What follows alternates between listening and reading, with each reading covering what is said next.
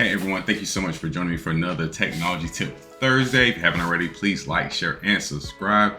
In this video, I want to show you how to set up a free Azure SQL database using one of their free previews that they have. And I'll also show you how to add data to the database.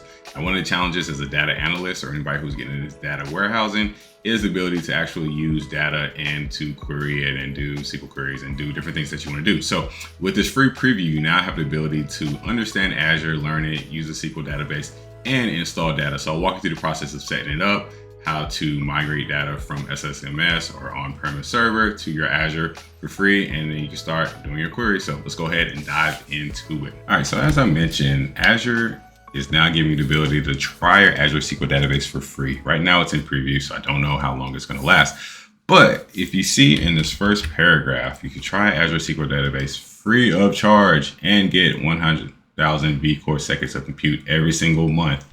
This is huge. This free offer provides a general purpose database for the lifetime of your subscription. So this is a great way to get started understanding the Azure SQL database, getting some test data in there, and really just start diving into the Azure world. So for me, this is great. I'm going to leverage this for like proof of concepts or just different things when I'm trying to pick up Azure. And the fact that it's free is absolutely fantastic. So if you have not seen this preview, I have the link in the comments below. There's some things to just kind of call out. If you see the monthly free limits and what happens. So you ask the question, all right, what happens if I go over my 100,000 vCore seconds of serverless database, or if my compute size becomes 32 gigs, you know what happens? And right here, I just want to let you know that you have two options to set in behavior. One, you can do auto pause. So this is what I'm going to do. So basically, because I'm not doing anything production, I'm just trying to learn it, I'm going to make sure that auto pause is done until the next month. So whenever I use my limitations, I'm done. You also have the ability to keep it online, and then you just cover the charges for the next month. So a couple different options that are there available, but basically at the start of the next calendar month, you see that your limits come back and you're able to come back and have free services again. So for me, this is huge, right? Just understanding Azure, how to create a database, and just being in here. I think this is one of the most valuable offers that I've seen from Microsoft in a while. And I'll walk you through the process of how to actually set this up. So if we go into Azure, so right now I'm in my Azure environment and I don't have any databases set up. And I just want to show you how to actually do this and walk through this. So quick way you can do this, go to create SQL database. And I have my subscription, I have my resource group. And then as you can see at the top, it's letting me do that apply offer here. So if I want to select apply offer and use the 32 gigs of backup, so on and so forth, as I talked about, I can select apply offer right now. And if I want to actually create a database on here, what I'm going to do, I'm just going to give it a name, and we're going to call this AdventureWorks Data Warehouse. So as you can see with the billing here, first 32 gigs are free, 100,000. As you see, so typically per month, I should be at $0, which is fantastic, right? I don't want to be charged for stuff I don't want to necessarily use. So once you have your database and everything set up and everything looks good and clean, you also going to want to actually use data. So there's different ways to actually consume your data from your database. Right now, you can create this data source where it's using a blank data source where there's nothing in here. It's just creating the database itself, or you can use a sample database. So the sample database is AdventureWorks LT, and this is a sample source, which is different than AdventureWorks Data Warehouse one. So there's two different caveats here, but AdventureWorks LT will do this automatically. Whereas if you want to do the Data Warehouse one that people are probably used to in SQL Server Management Studios and some of the demos, we're going to show you how to do that differently. But if you want to do this and have AdventureWorks LT, you can do this and you can skip through this video and go to the end, and that's it. You have your database. But I'm going to show you how to actually install the AdventureWorks sample database and technique that I found while still keeping my free general purpose licenses that I have. So for right now, I'm just going to hit none, and I'm going to set this up, and then we will dive into what the database looks like. So now that I have everything that I want, I actually have everything selected. I have the things that I want. So you just come in here and select create, and then this will validate all the things that you have selected. You see that it is now going in progress and is now deploying your database that you've created. So you have the information in here. You have the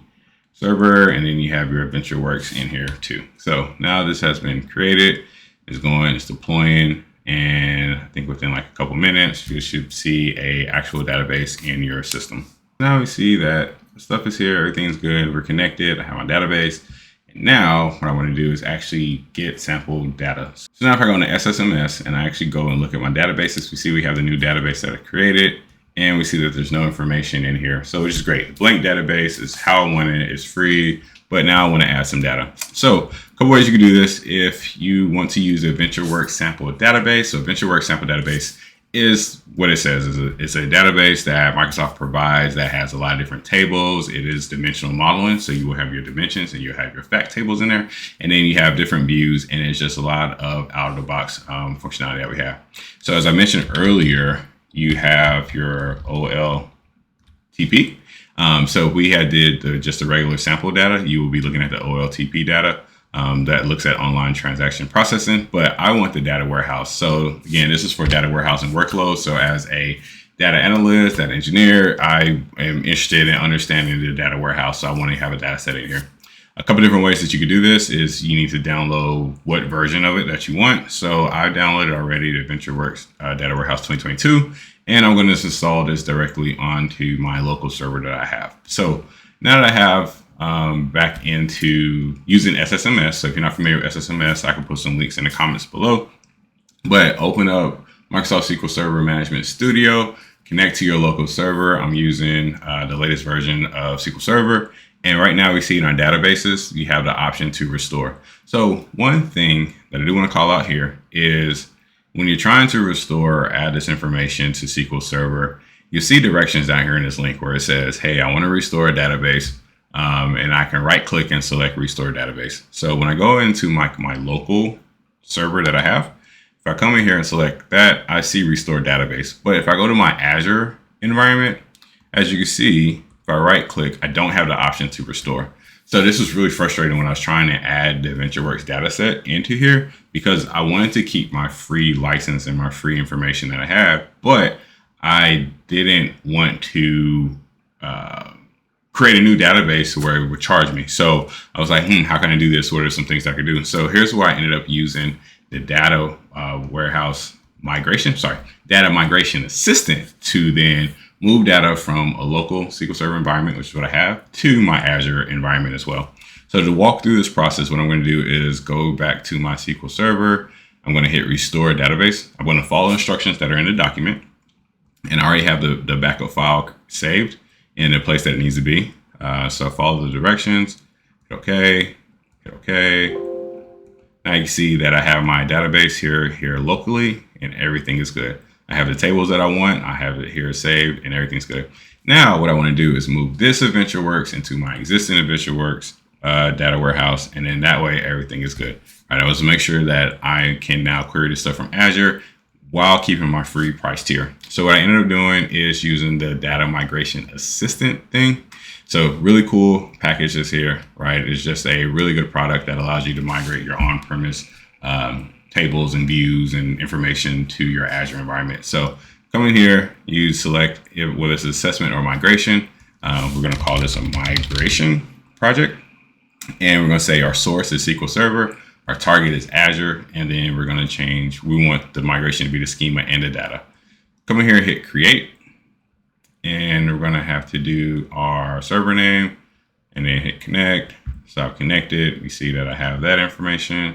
If I come in here and select that, I need to put my password in. You see that I'm connected here, and if I hit next,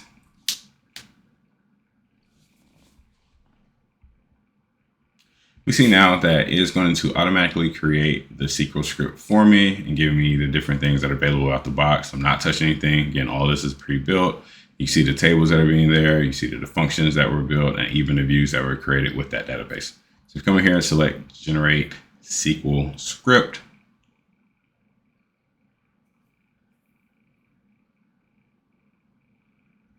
Now there has been a script that's been created. You can look at this, you can save it, you can copy it.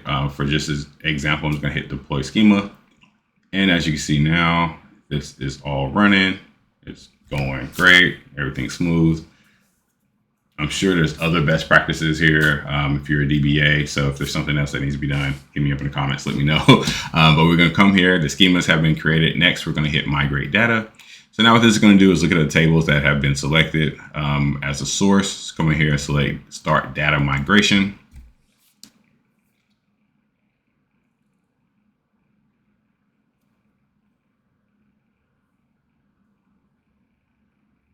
And then now you see the migration is starting to be a success. It's starting to work through, and it takes about 30 seconds, I think. I'm not sure, but it's not long. KPIs up here are awesome. So it lets you know how many objects you have, what's in progress, and what's been successful, and what's been moved over.